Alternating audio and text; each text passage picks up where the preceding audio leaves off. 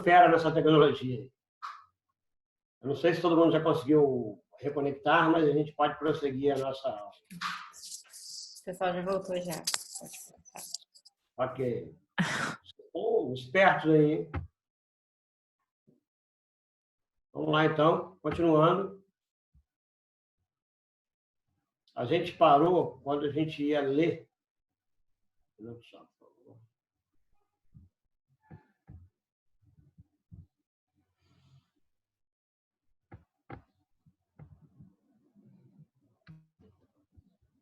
Então, nós vimos a primeira hipótese do inciso 1 e vamos ver agora a segunda hipótese que está no inciso 2, né? Que ela trata da impontualidade por um ato judicial. Eu não sei se deu para ver, eu li o inciso 2, né? Eu não sei se vocês acompanharam, mas eu vou ler novamente, porque teve gente que pode ter perdido. Voltando aqui para...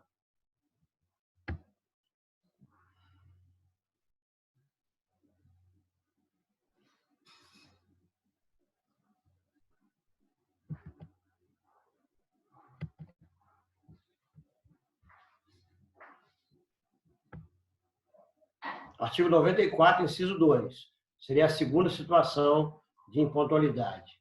Bom, executado por qualquer quantia líquida não paga, não deposita e não nomeia a penhora bens suficientes dentro do prazo legal. Vejam que esse requisito absolutamente nada tem a ver.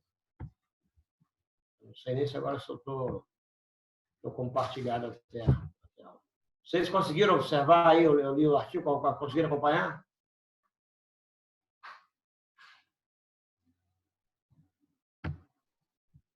Compartilhou não. Não, espera um minutinho, então. Vou voltar lá, então.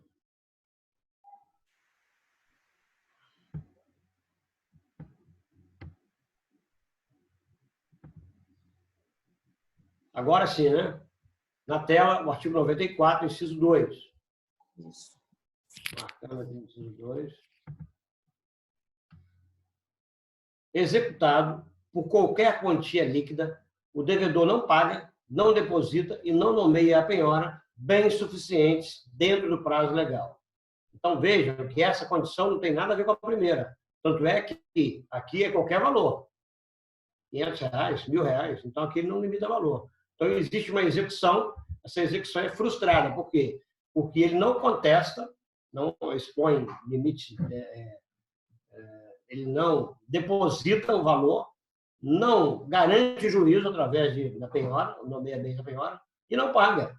Então, injustificadamente, ele não paga. Nesse caso, né, a gente vai ver, inclusive, a resposta do réu, o pedido que ele pode apresentar a contestação, e junto com a contestação, se ele quiser evitar a falência, ele entra com um depósito chamado depósito elisivo, que a gente vai trabalhar na próxima aula, né? Então, nesse caso, ele não paga, não nomeia bens da penhora e não justifica. Então, um pressuposto para que se entre com o processo de falência em face do empresário. Voltando à nossa apresentação, nosso PowerPoint. Então, é o caso da execução frustrada. E aí eu inseri também duas observações. A primeira observação é que, ocorrendo essa hipótese do inciso 2 da execução frustrada, não é possível convolar essa ação em falência. Até porque o procedimento de falência exige outros requisitos. A gente vai observar isso no procedimento da falência. Então, a única coisa que vai acontecer é que essa ação ela vai servir de pressuposto, de fato, né? Ela vai instruir o pedido de falência. Na segunda observação, eu coloquei a certidão de objeto e pé. Né? O entendimento do STJ é que você não precisa desistir dessa execução, basta solicitar, requerer a sua suspensão, ela vai ser suspensa, assim como todas as execuções, que a gente já viu isso, né? E você vai extrair uma certidão chamada de objeto e pé. Eu não sei se alguém trabalha em cartório, mas é um nome popular que a expressão popular, certidão de objeto e pé. O que é isso, professor? Nada mais, nada menos, é que é uma certidão detalhada de como se encontra essa execução, qual é a fase, qual é o valor, todos os seus detalhes. Ou seja, em que pé que está essa execução. Então, a certidão é chamada popularmente de certidão de objeto em pé. Para essa certidão, ela vai instruir o pedido de falência baseado no inciso 2 do artigo 94. Então, além dessa primeira hipótese, existe uma segunda hipótese baseada em atos ruinosos ou atos de falência. Tá certo que, nesse caso aqui, a situação modifica bastante. Por quê? Porque ela exige aqui, ele vai apresentar um fato onde exige uma dilação probatória. É mais difícil de se provar. Então, ele vai ter aqui que instruir a sua inicial com todos os documentos que comprovem o seu pedido. A gente vai ver que são situações mais difíceis, né? E esses atos inseridos no inciso 3, nas alíneas A a G, se não me engano, que são 7 casos, né? Em similitude, lá o jogo dos 7 erros, eu costumo falar aqui que são os 7 ilícitos cometidos pelo empresário. E a gente vai observar aqui que ele tem a concepção sempre de fraude, simulação, de meios fraudulentos para ludibriar os credores, né? Então, são todos eles típicos de atos ruinosos, por isso que são chamados atos de falência ou atos que procuram simular ou fraudar credores, né? Eu coloquei uma expressão aí, que a gente vai lá no artigo, voltar no inciso 3, e tem um detalhe aí que se trata de um verdadeiro lapso do legislador. Vou mostrar para vocês, lá voltando no artigo 94, compartilhando a tela, né, o inciso 3. Lendo o inciso 3 para vocês, ele diz o seguinte: quando ele pratica qualquer dos seguintes atos, exceto se fizer parte de plano de recuperação judicial. Claro que isso foi uma falha do legislador. Por quê? Porque a gente vai observar que esses atos não podem fazer parte de plano de recuperação, por serem atos ruinosos, não tem nenhuma aplicação na recuperação. A gente vai observar isso, né? Então, voltando para o compartilhamento do slide aqui, eu coloquei até de roxo aí na nossa apresentação do slide, porque é uma falha do legislador. Isso aí é letra morta. Por quê? Se são atos ruinosos, não pode se aplicar na falência, também não pode se aplicar na recuperação. Então, não faz sentido. Bom, vamos então ver cada ato. O primeiro ato, a linha A, ocorre quando o empresário procede à liquidação precipitada de seus ativos ou lança a mão de meio ruinoso ou fraudulento para realizar pagamentos, né? Isso é interessante porque, muitas das vezes, isso ocorria na lei anterior, a gente tinha lá concordato ao invés da recuperação judicial, e lá a gente tinha uma situação onde a gente chamava de concordata branca, que era legal, era possível. Ocorria quando o devedor chamava determinados credores, né? Imagine o seguinte: eu vou chamar um credor meu, e o empresário estava devendo R$1 milhão, aí chega para ele e diz o seguinte: olha, cara, eu estou na beira da ruína, eu estou prestes a entrar com a concordata ou até mesmo falência, então eu te devo R$1 milhão, toma aqui, você aceita 200 mil, 300 mil. Então ele fazia determinados acordos, né, na tentativa, às vezes até de fraudar outros credores. Então, isso era possível, era chamado de concordata branca pela doutrina. Mas hoje nós temos aqui tipificado na Lei 11.101 como um ato de falência, né? Perfeitamente possível, então, você pedir a falência baseado nesse pré-requisito. Bom, o segundo ato da linha B ocorre quando o devedor, né, realiza ou, por atos inequívocos, tenta realizar com o objetivo de retardar pagamentos ou fraudar credores, negócio simulado ou alienação de parte ou totalidade de seu ativo, né? Isso, então, isso pode acontecer, assim como o artigo 1º. Você imagina o seguinte: o cara está liquidando precipitadamente os seus ativos. Você chega na empresa, você observa que o cara vai detonando o estoque, ele não repõe os estoques, você observa as prateleiras vazias. Aí, no dia seguinte, você observa, chega lá, o cara vendeu até o balcão. Aí, no outro dia, você observa que ele vendeu o carro de entrega. Então, você vai esperar a casa cair. Imagine que você tenha por exemplo, uma nota promissória ou uma duplicata para vender, para vencer. Você, como credor, ia vencer daqui a 90 dias. Você vai esperar o vencimento para você entrar com um pedido de falência? Obviamente que não, você tem que agir rápido, né? Então, baseado nesses atos de falência, o empresário, credor, ou qualquer pessoa, qualquer credor, pode, então, ingressar o pedido baseado nesses atos, né? Terceiro ato da linha C, previsto na linha C, ocorre quando o devedor transfere estabelecimento a terceiro, credor ou não, sem o consentimento de todos os credores e sem ficar com bens suficientes para solver o seu passivo.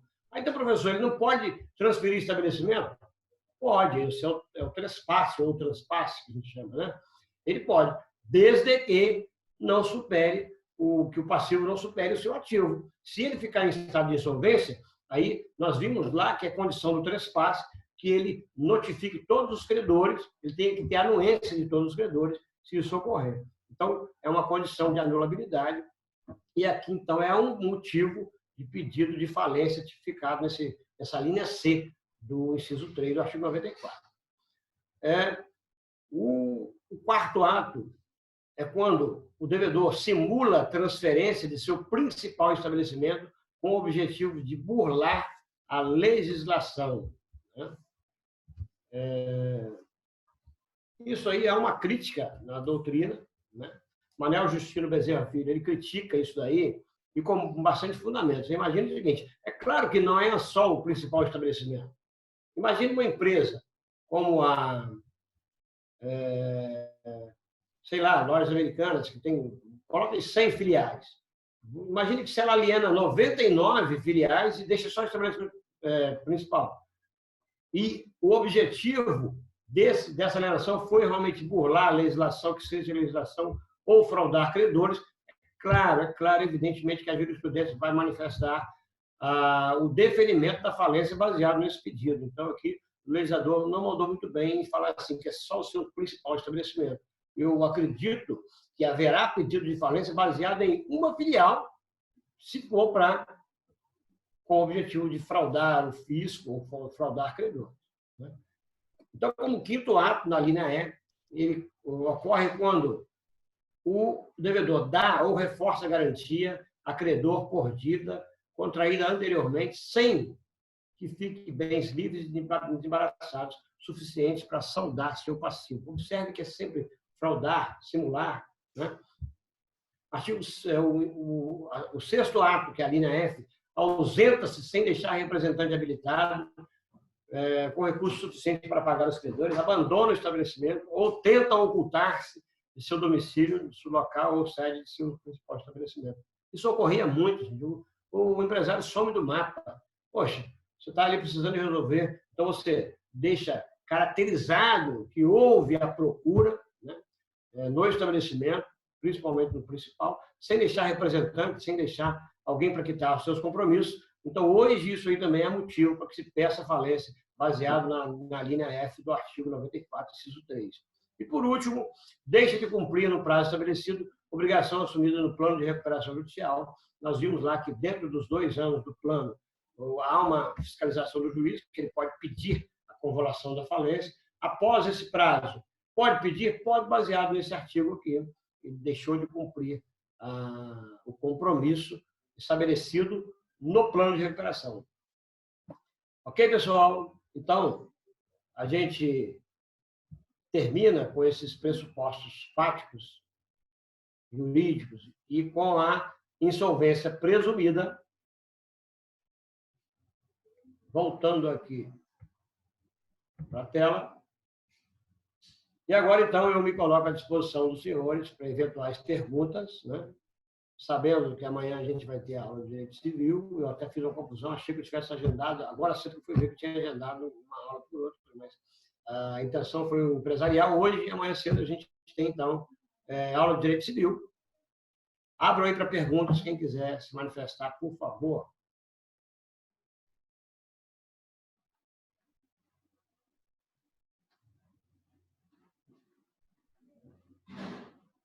Que bom.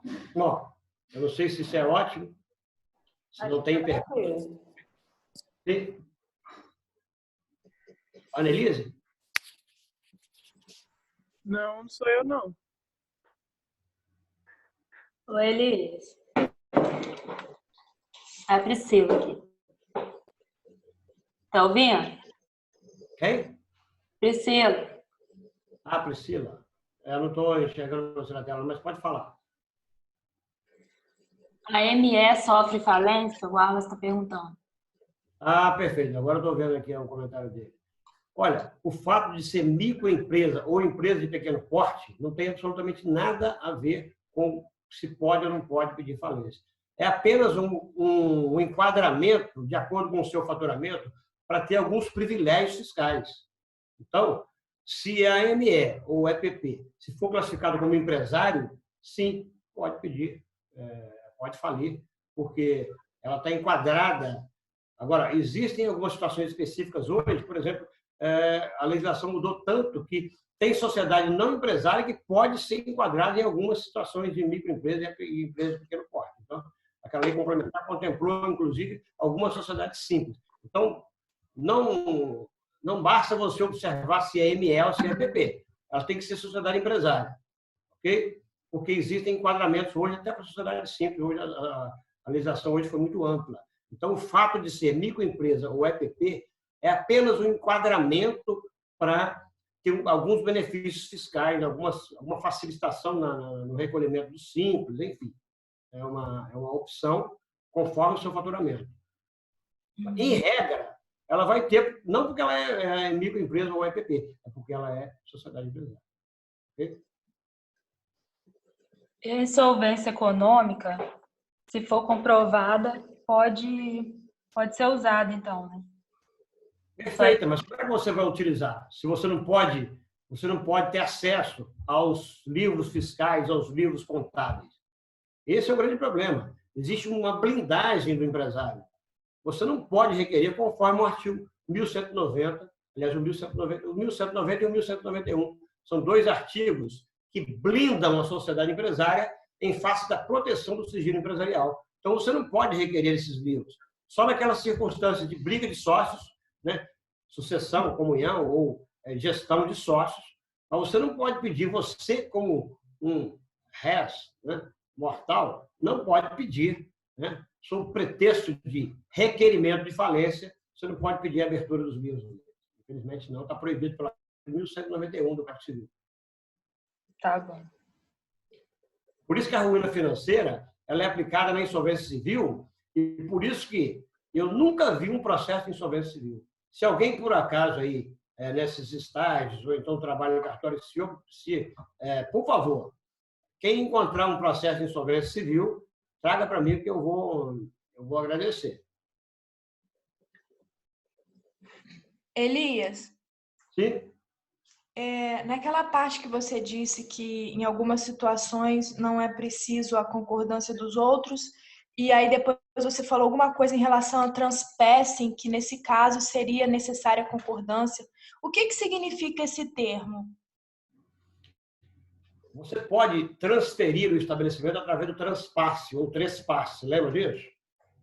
Só que se esse estabelecimento, se houver dívidas, né, desde que você aliene o estabelecimento e você não tenha mais condições de quitar os credores, isso vai acabar provocando uma insolvência, né? Você não vai ter ativo suficiente para pagar os credores, você é obrigado a notificar todos os credores e tem que ter anuência deles. O silêncio deles é considerado concordância, mas você é obrigado a notificá-los. Então, se isso não ocorre, você vai estar enquadrado nesse ato ruinoso, um ato de falência. Então, você pode pedir a falência baseado nesse requisito que ele não cumpriu lá no trespasse. Obrigada. Ok, por nada. Mais alguém? Bom, se surgirem dúvidas posteriores, vocês podem mandar por e-mail, no e-mail institucional, ou através até do Zap aí com a Sara. A Sara está sempre em contato. Ou na próxima aula da semana que vem, que eu vou agendar com a Sara aí no dia da nossa aula, e aí a gente vai separar um dia para a nossa aula de empresarial, separar um dia para a nossa aula de direito civil, né? Direito civil que, infelizmente, essa semana foi tumultuada e a gente vai ter que aproveitar o feriadozinho, amanhã acordar um pouquinho mais cedo para a gente ter essa aula bacana de direito civil amanhã, se Deus quiser. Ok, pessoal? Um beijo no coração de todos, fiquem com Deus e até amanhã. Bom dia. Falou, Eli. Tchau. Tchau.